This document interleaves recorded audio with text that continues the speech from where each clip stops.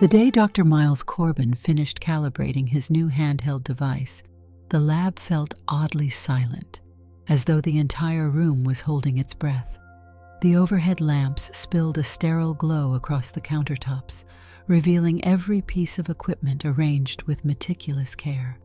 For weeks, he had been obsessed with perfecting his invention, convinced it would reshape the very meaning of presence, identity, and perhaps even reality.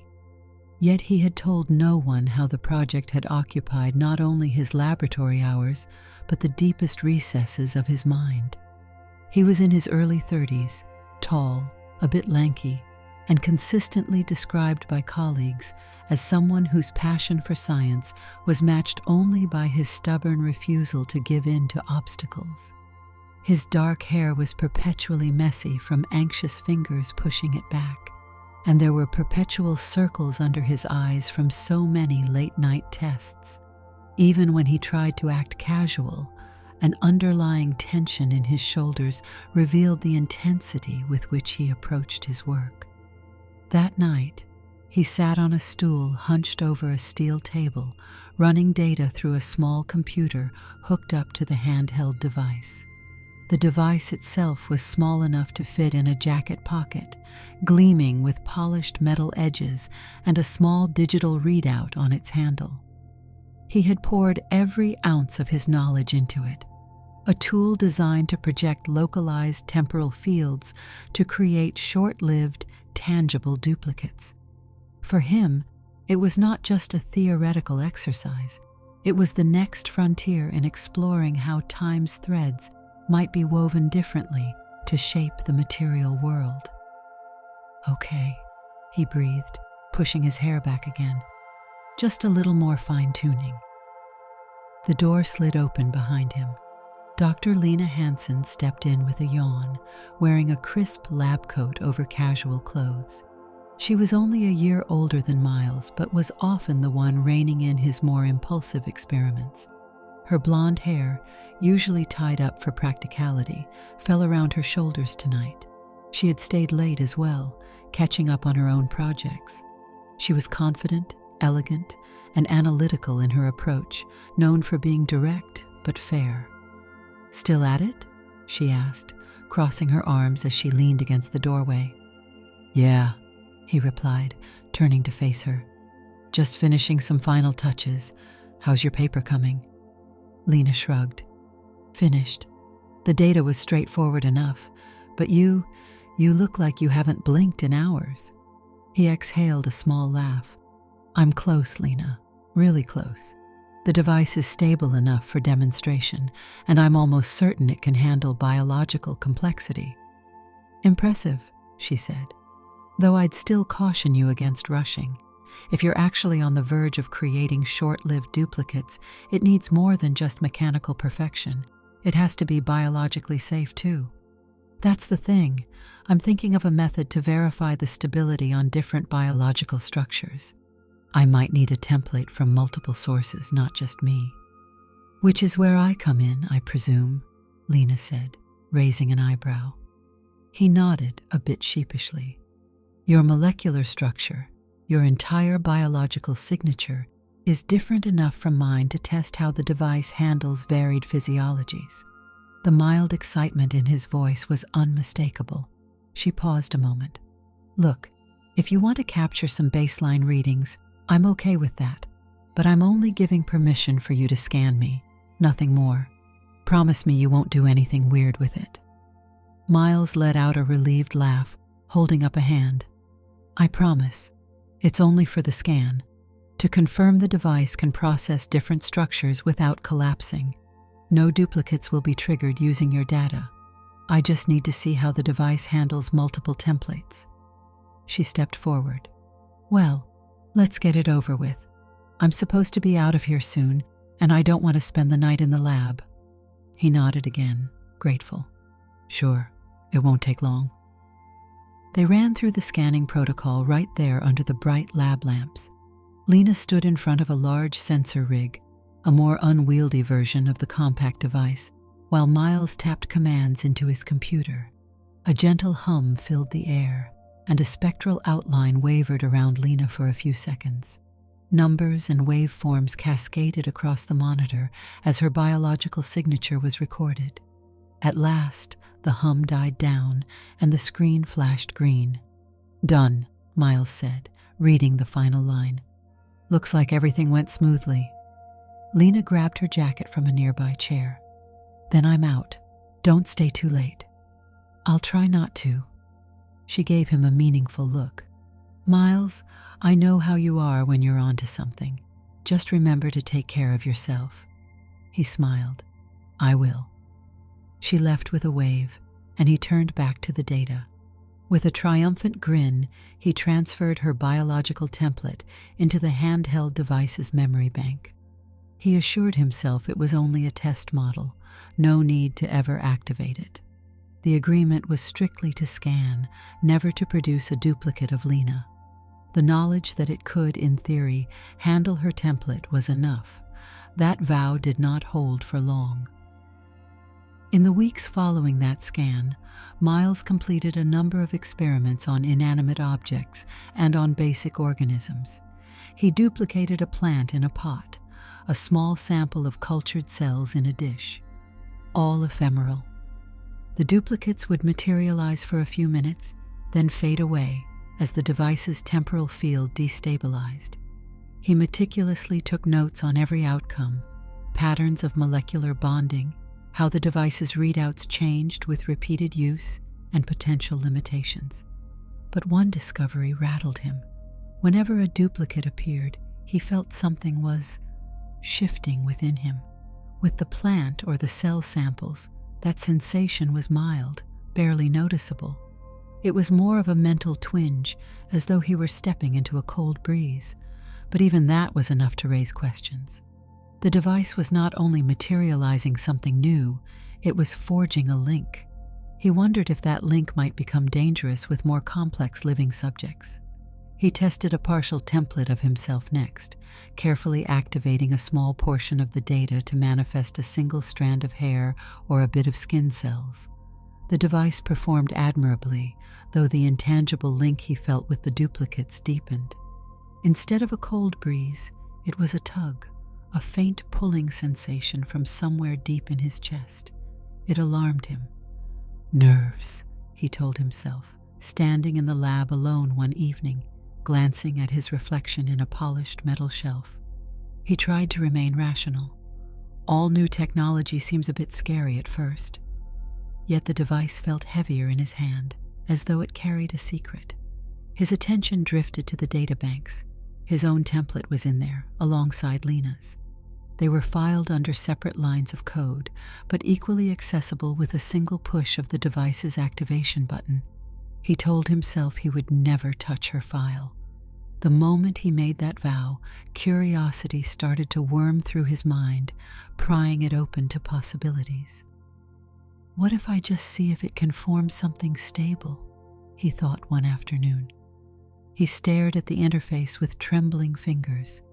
He kept telling himself it was only for the sake of the experiment, but a deeper fascination was there, an almost unnameable desire to see if the device could truly conjure a living, breathing version of someone else. Perhaps he could study how mind and body might be connected, or see if a complete human duplicate would react exactly as the original did. Maybe it was a test of boundaries he had never imagined crossing. Days turned into nights of restless thought. He knew Lena would disapprove, possibly more than disapprove. She would call it a total betrayal of trust, but the temptation was too potent. Finally, late on a Friday, under the faint hum of the overhead fluorescence, Miles gave in. He locked the lab doors, checked the hallway, and retreated to a small corner of the lab. He gently lifted the device, navigated through a tiny digital menu, and selected Lena's biological template. His heart pounded. The readout blinked once. The device emitted a low, droning hum that ramped up in volume. A swirling glow fanned out a few feet in front of him. He watched, transfixed, as bright outlines started to form. 2 arms, 2 legs, a torso, a head.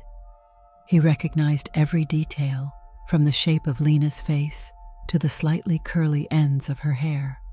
The swirl of energy intensified until, abruptly, the humming stopped. Standing just inches away was Dr. Lena Hansen. She looked real, absolutely real. Flawless skin, bright eyes. She wore a simple t-shirt and jeans reminiscent of outfits Lena wore outside of the lab. Yet it had all been conjured from lines of code and a borrowed biological imprint.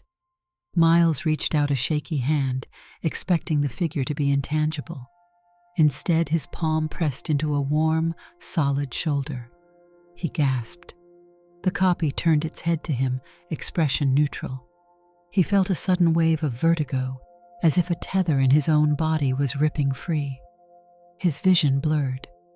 A flicker of confusion swept through him. Then, in an instant, his entire perspective shifted. He was looking at himself, except that himself was standing across from him, slack-jawed and listless. His gaze jerked down. He was in Lena's body, seeing it from within. Every nerve, every muscle responded to him. He lost his balance and nearly fell. "What?" he managed to say, startled by the higher tone of his voice. His own body, the tall figure with messy dark hair, seemed lifeless, like a puppet waiting for someone to animate it. Trying to steady himself, he leaned against a lab counter. The device, now in the palm of the duplicate's hand, his old hand, glowed faintly. He realized that the machine had not simply created a second Lena. It had somehow transferred his consciousness into that new body. A wave of shock hit him so hard he forgot to breathe. He had tested small scannings on himself, but never on another person's data. Nothing in his calculations had hinted that consciousness could jump to the new form. He stared at the motionless figure that looked like Dr. Miles Corbin. The face was expressionless, eyes barely focusing on anything. "Oh my." He placed a hand to his chest. Every bit of Dr. Lena Hansen's body felt real, her lungs expanding with each breath, her limbs responding seamlessly to the commands he gave them. He felt adrenaline rushing through this new form. The sensations bordered on overwhelming. He started to panic. "How do I undo it?" he said aloud. Or rather, how did that voice sound so calm?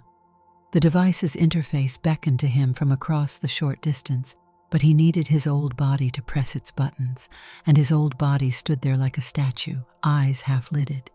He took a shaky step forward. "Come on." Another step. Miles had never worn Lena's type of clothing and discovered the fit was just a bit different across the shoulders and hips. He forced his trembling hands to take hold of the device still clutched by the copy of him.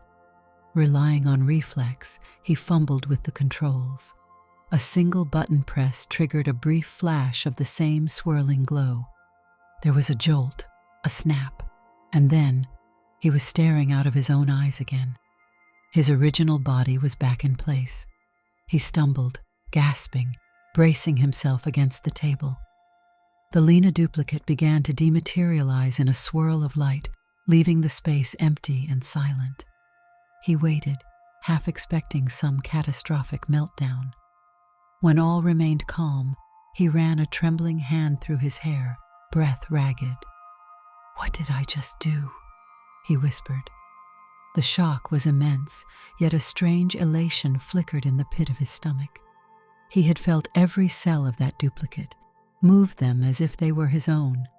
He had, for all practical purposes, become Lena for that brief moment. He paced the length of the lab, heart pounding. This was not a function he had intended. As extraordinary as it was, the moral implications could not be ignored. Just the act of calling up that duplicate would be considered a betrayal of Lena's trust. But what did it mean to inhabit her body? That was an even thornier question. A swirl of shame blended with an undercurrent of fascination. He locked the device in a drawer and hurried home, shaken, telling himself he would never do this again. Days turned into a restless swirl of second-guessing, curiosity, and guilt. He tried burying himself in other lab tasks. Whenever he crossed paths with Lena, he'd feel his cheeks flush, afraid some sign of guilt might appear on his face.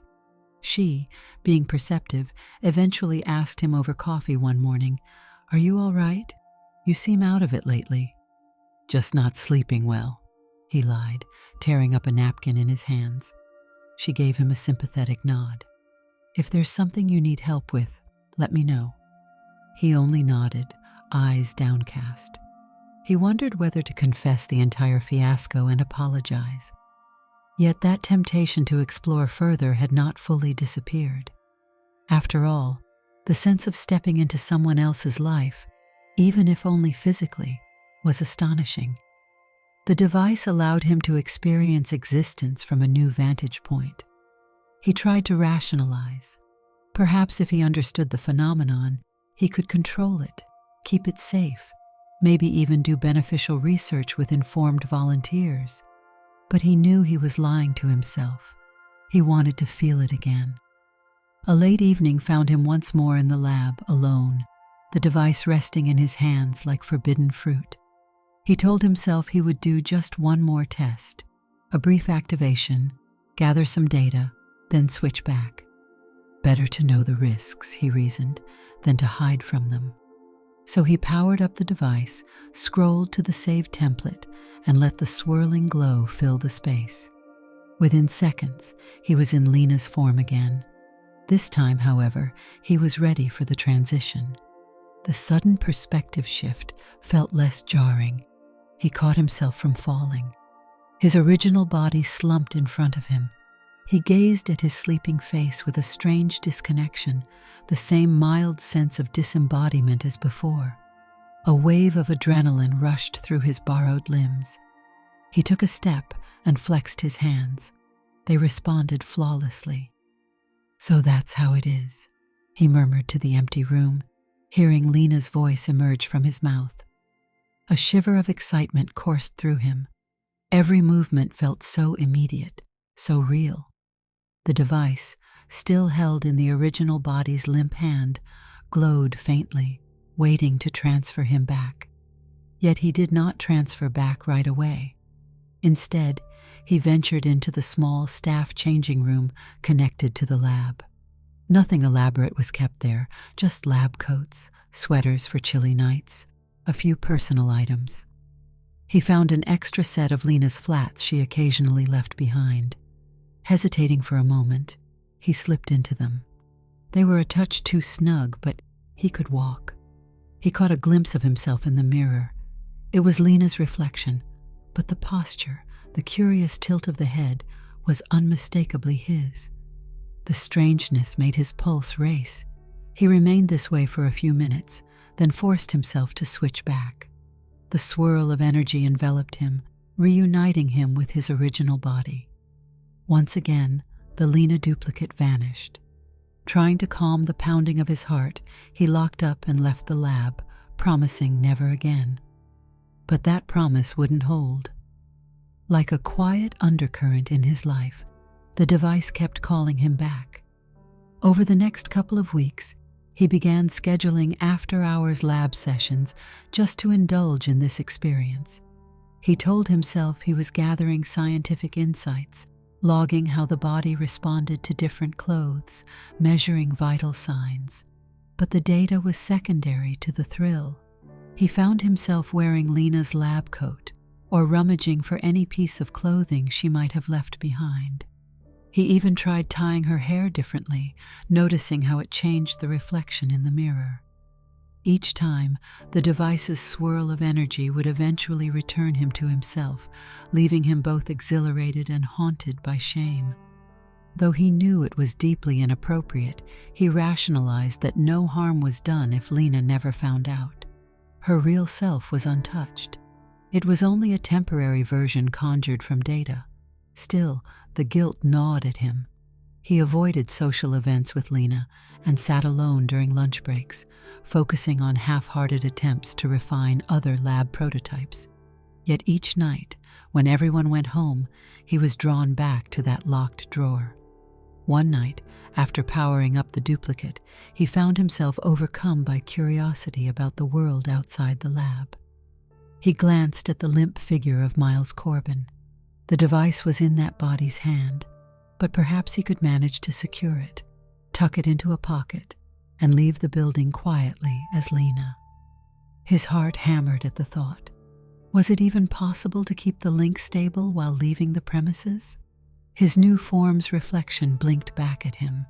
She looked calm, but he felt a swirl of reckless excitement. He gently pried the device from his original body's fingers, placing it in the pocket of Lena's jeans.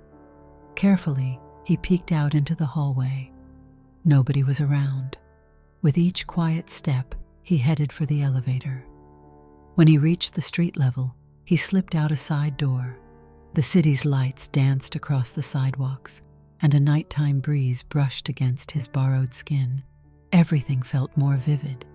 Pedestrians bustled by, not giving him a second glance. For a moment, he was overtaken by the realization. To them, he was Lena, just another person heading home from work. The anonymity of it was both liberating and terrifying. He wandered a few blocks, hugging himself to quell the trembling. The sensation of someone stepping too close on the sidewalk, or the faint reflection caught in a shop window, filled him with a rush of conflicting emotions. There was a combination of wonder and a strange sense of crossing a line he would never be able to uncross.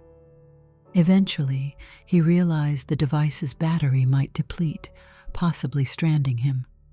Panicked, he turned around and hurried back to the lab. The entire escapade took under half an hour, yet it felt monumental.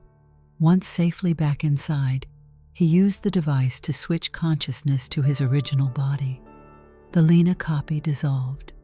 Still breathing hard, he sank into a chair. "Am I losing my mind?" he muttered. He worried that the more he indulged, the harder it would be to stop. And yet, he told himself, that was the last time. Of course it wasn't. His after-hours excursions became routine. Sometimes he would stroll further from the lab, exploring the neighborhood under the cover of twilight.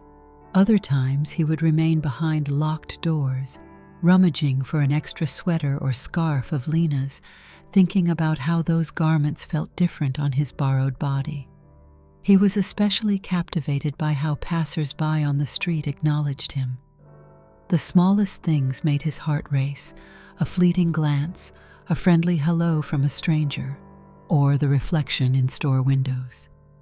In these short forays, Miles, while in Lena's form, was free from his normal identity, free from professional demands. Gradually, his clothes-related experiments turned more adventurous. He began purchasing a few outfits, ones that reminded him of Lena's style. He hid them in a locked cabinet in his apartment. Late at night, he would sneak the device home, manifest the Lena duplicate, and dress her in those new clothes. Trying on this or that, he would walk around his living room, taking in how it all felt. A part of him recognized the absurdity of it, the potential for someone to discover him in that situation, but the rush of doing it overshadowed his fears. At work, the gap between him and the real Lena widened. She sensed something was off.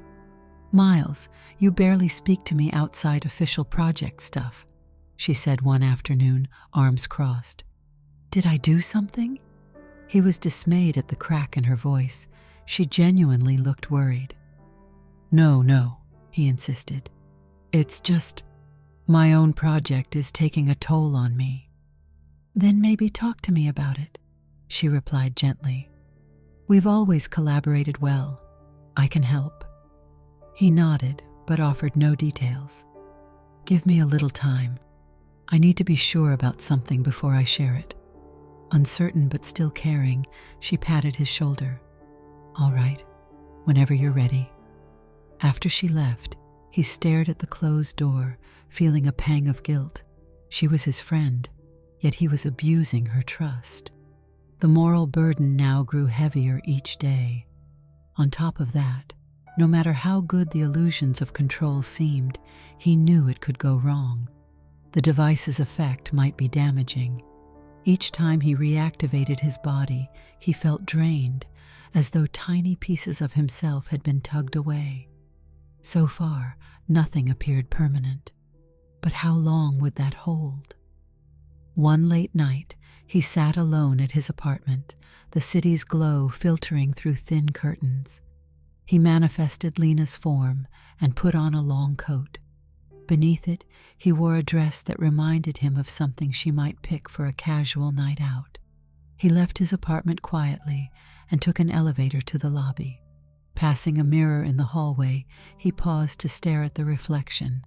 He looked every bit the confident Dr. Lena Hansen, yet inside he felt more anxious than ever. He pushed through the front door of the building. The bustling city enveloped him. The sidewalk lights were bright, and occasional cabs rushed by. He walked down a busy street, hugging the coat around him. Exhilaration fought with dread. Every step hammered home how far he had strayed from normalcy. He wondered if he was searching for something in these late-night walks. Perhaps it was just the thrill of being seen as someone else. Rounding a corner, he entered a small bakery that stayed open late. It was nearly empty, just a couple of patrons. At the counter, an older woman greeted him. "Good evening. What can I get you?" He hesitated, momentarily caught off guard by how others perceived him. Then he collected himself. "Just a coffee," he said softly. She prepared it quickly, and he paid with trembling hands. He found a seat near the window and sipped, glancing at the reflection in the glass. A quiet hush settled over his thoughts. Here, at this random cafe, no one suspected anything. He was simply a person out for an evening cup of coffee. If the real Lena ever discovered this, the betrayal might be irreparable. But in that moment, he pushed the thought aside and simply sat, letting time drift. Midway through the cup, he caught sight of his reflection's weary eyes. "What am I doing?" he whispered, placing the cup down. The guilt stung so sharply that he left the remainder of the coffee and walked out. Minutes later, he was back in his apartment, slumped against the wall, pressing the device's return command. The swirl of energy yanked him back, leaving him alone with too many regrets. That night, he barely slept. The next morning, Miles trudged into the lab. Lena was already there, scanning data on a computer. She glanced up. "You look awful. Rough night?" "Yeah," he muttered. "Couldn't sleep." "Maybe you need a break." She lowered her voice. "Or is there something else going on?" He tried forcing a reassuring smile. "It's nothing, really." But he noticed her frown linger. The rest of the day passed in a blur. That evening, as she was packing up to leave, she paused by his station. "You sure everything's fine?" He couldn't stand the worried look on her face. Setting aside his pride and the complicated secrecy, he decided to at least try to open up partially. "Lena, do you remember how I said I'd only use your scan for the baseline data?" "Of course I do." "Well, some anomalies popped up." He swallowed, the dryness in his throat making it hard to continue. "The device does more than I anticipated.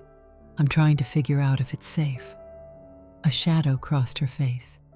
"What do you mean it does more?" I'd rather not say just yet," he stammered. "But I will soon." She could only stare, troubled. "Whatever it is, I hope you're being honest with me, Miles. I really do." His chest tightened. He realized that, for her sake, he had to figure out how to stop before it consumed him entirely. One day, halfway through his usual routine, something different happened. He activated the device as Lena's template in his apartment that night, planning for one of his short walks. The swirl coalesced into the form, and his consciousness made the jump.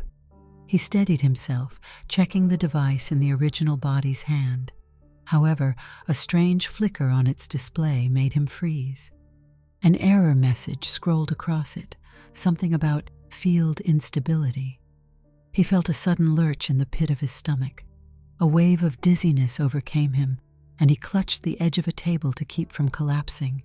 "Focus," he whispered, but the device beeped in protest. The swirling glow flickered, dangerously unstable. He tried to switch back quickly, fumbling with the button on the device. His original body remained stuck in a partial trance. The swirl of energy sparked, but then fizzled out. He coughed, feeling as though his head were being squeezed. Finally, on the third frantic attempt, the device engaged and transferred him back. The abrupt jolt left him sprawled on the floor in his own body. The duplicate flickered, then disappeared. For a few seconds he had to fight a wave of nausea. Only then did it sink in. The device was no longer reliably stable. It was malfunctioning, and he had no idea how close he'd been to permanent entrapment. He spent hours dissecting the device's logs that night.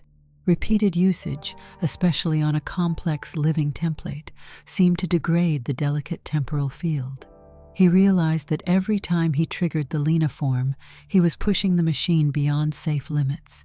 Any further attempts might result in an irreparable break, stranding him or worse, causing unpredictable harm to his mind or body. Rattled, he promised himself that was the end. He would not do it again. He would inform Lena.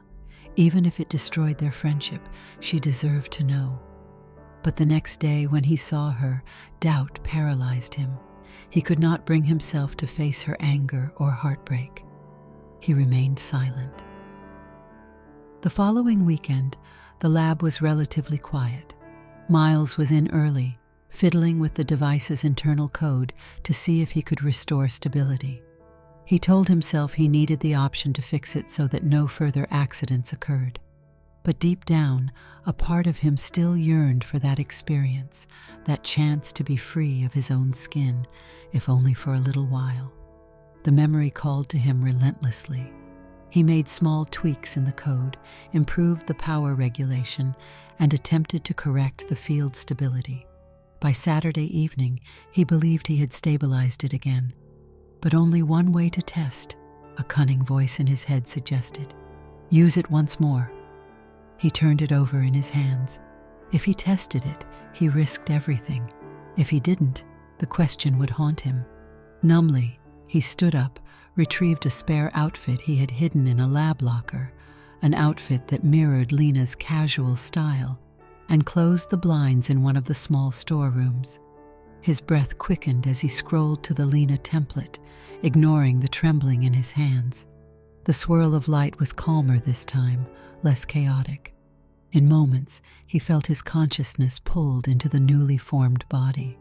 The sense of relief at being there again was staggering. All the guilt he'd been wrestling with seemed to vanish in that instant. The device, left behind in his original body's grip, winked with a stable reading. He took a careful breath, chest rising in a pattern that felt simultaneously foreign and intimately familiar. He changed into the outfit, smoothing out the fabric. Then he cracked the storeroom door open, scanning the darkened corridors of the lab. At this hour, no one else should be here. He stepped into the hallway, feeling a surge of reckless liberation. He walked to the main entrance with soft footfalls, intending to slip out again into the night. But as he approached the lab exit, another door slid open, and Lena herself stepped in with a bag of groceries in her arms. She froze, eyes widening, nearly dropping the bag. Miles stood paralyzed, heart hammering. The overhead lights illuminated them both, and for a suspended second, neither spoke. "Wah!" She placed the groceries on a nearby table with jerky movements, as though she couldn't trust her fingers. Her gaze darted between the figure that looked exactly like her and the slight glow coming from the lab corridor behind him. "Who are you?" He stared back, powerless to speak. He looked so much like her that she must have felt as though a mirror had stepped out of place. With trembling hands, Lena reached forward to touch him. Her fingertips landed on his shoulder, and she gasped as they made contact with solid flesh. "How is this possible?" she whispered. Miles knew any attempt to hide now was futile. The shock on her face made his stomach twist. He opened his mouth, but all that came out was a squeak in Lena's voice. Her eyes narrowed. She took a step back, as if readying to run. "Start talking," she demanded. "Is this some trick? Some imposter? Some insane clone experiment from that device?" He swallowed hard, forcing himself to form coherent words. I'm not an imposter. He hesitated. "It's me, Lena. It's Miles." She stared in utter disbelief, color draining from her cheeks. "Miles?" Her voice cracked. "What are you talking about?" He lowered his head, feeling the shame well up. I used the device on your template. It didn't just create a copy, it swapped me into this duplicate." Panic seized him at seeing the confusion and anger in her expression. "Please, just follow me to the storeroom," he pleaded. "I can show you." She took a shaky breath and, despite trembling, stepped aside to let him lead. They returned to the small storeroom.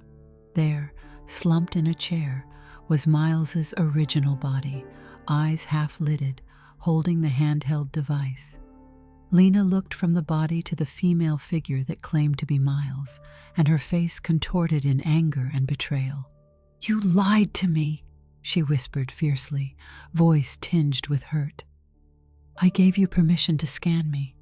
You said you would never do anything else, but you created a living copy of me?" He couldn't meet her eyes, hardly able to speak as her accusations cut through him. "I know. I'm so sorry. I couldn't stop. It's so much more complicated than I ever imagined." She stared at his body, her voice trembling with fury. "You used me, my body. You wore my life like a costume. How many times?" He hung his head. "A few times."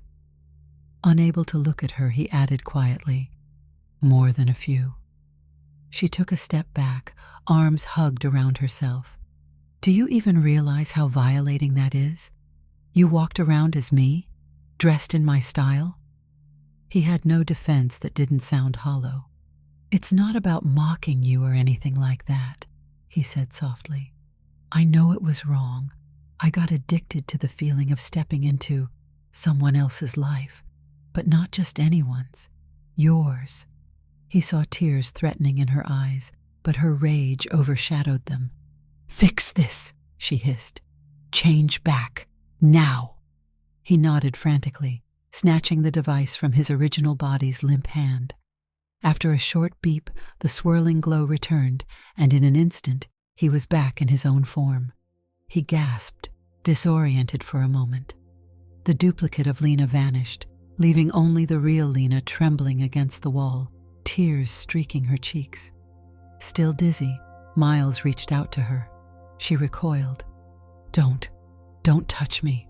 I can't believe I trusted you." He felt his stomach drop to the floor.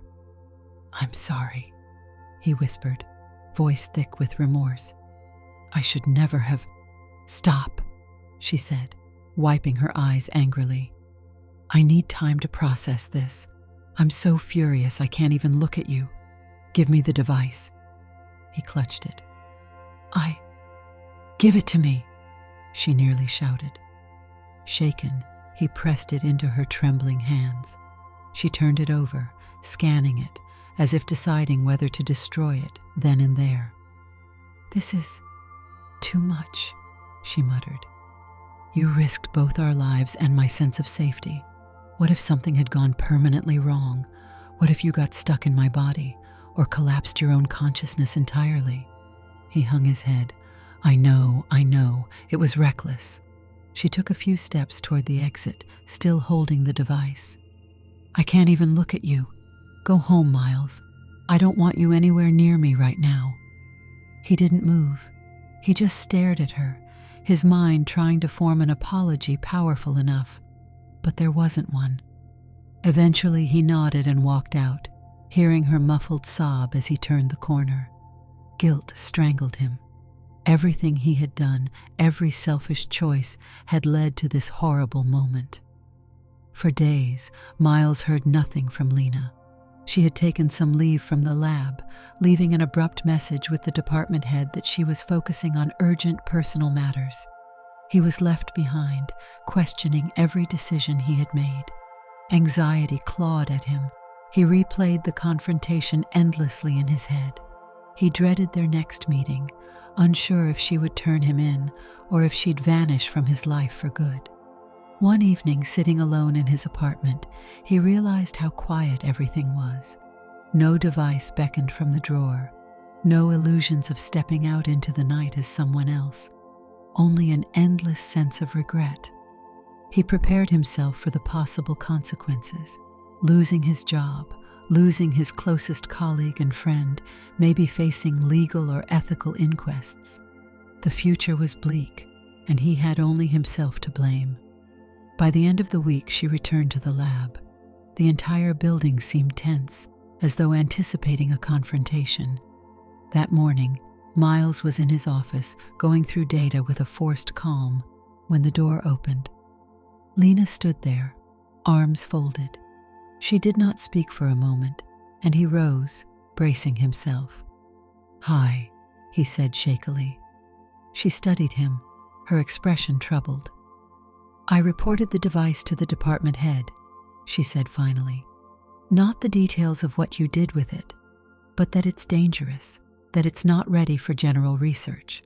The project has been put on indefinite hold. They said if it's as unpredictable as I claim, it needs further oversight, so it's locked up. I surrendered it, along with the instructions that no one is allowed to activate it without proper authorization." He swallowed. "Thank you," he said softly. "You could have told them everything." She set her jaw. "I didn't do it for you. I did it because I don't want anyone else to make the same mistakes you made. I want that device out of circulation until we all know how to handle it safely." He nodded. Silence stretched between them. Finally, he ventured, "Where does that leave us?" She let out a shaky sigh. "I don't know, Miles. What you did." She paused, tears gathering again. "I trusted you, and you took something from me without asking. You stepped into my very identity. It's the worst form of betrayal." He felt his eyes burn. "I never intended to hurt you," he said. "I was just swept up in it. It doesn't excuse anything, I know that." She nodded, biting her lip. "I need distance from you. I'm going to request a transfer to another lab. I can't work side by side after this." He felt his chest tighten, though he could hardly blame her. "I understand," he whispered. Anguish flickered in her eyes. "I never thought you could do something like this. I always admired your devotion to discovery, but now I'm not sure I ever really knew you." She turned away. "I don't want to see you outside of the lab. If the department doesn't grant the transfer, I'll find another way." He couldn't speak, couldn't think of a single word that might heal the wound he had created. She left, and he sank down into his chair, feeling hollow. The device was gone, locked away. He had his old body, his old existence, but at a price he never would have willingly paid if he had known the end result. The transfer was approved. Within a week, Lena gathered her belongings and moved to a different facility owned by the same research entity. Rumors circulated, but she told no one the true story. Miles kept his position, albeit now overshadowed by a stigma he couldn't fully dispel. He buried himself in mundane tasks, letting the days blur together. He'd catch glimpses of his reflection in lab windows and be reminded of how he had once looked at that same reflection through a different face. An ache spread through him, part remorse, part longing. The entire ordeal had shifted his perspective on everything: who he was, what boundaries truly meant, Although that sense of stepping beyond himself had been thrilling, it had come at a cost that now felt too high to measure. One afternoon, while clearing out older project files in a dusty storage room, he came across a folder labeled with the device's project codename. In a moment of weakness, he flipped it open, eyes skimming old technical notes and the data from Lena's scanning sessions. His heart constricted when he realized these notes included the timestamps of each unauthorized test. Waves of guilt crashed over him all over again. He could barely stomach reading about his own betrayal spelled out in lab readouts. He forced himself to file it away and left. There was no undoing what had happened. All he could do was ensure he never repeated the same mistake. Weeks passed quietly. Miles still wrestled with the weight of everything. He tried to focus on other research, other prototypes. The departmental leaders, still uncertain about his reliability, watched him more closely now, but they allowed him to continue basic experiments. He seldom left the lab for social occasions.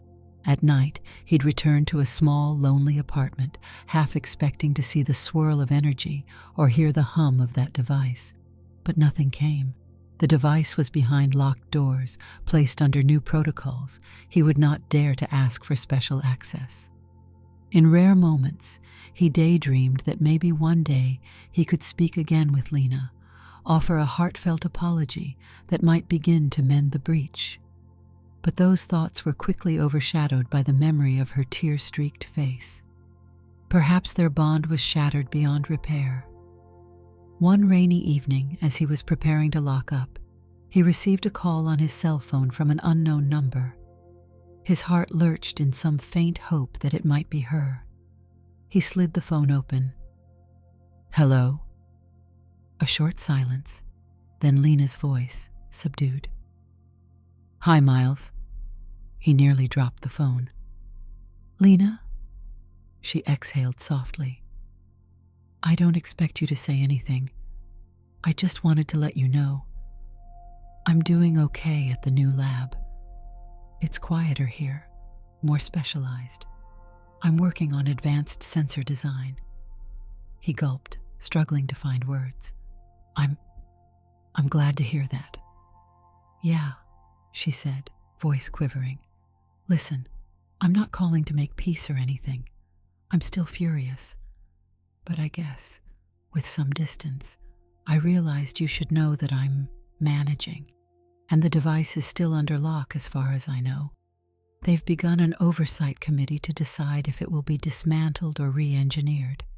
Either way, it won't be in your hands." He sighed. "I know.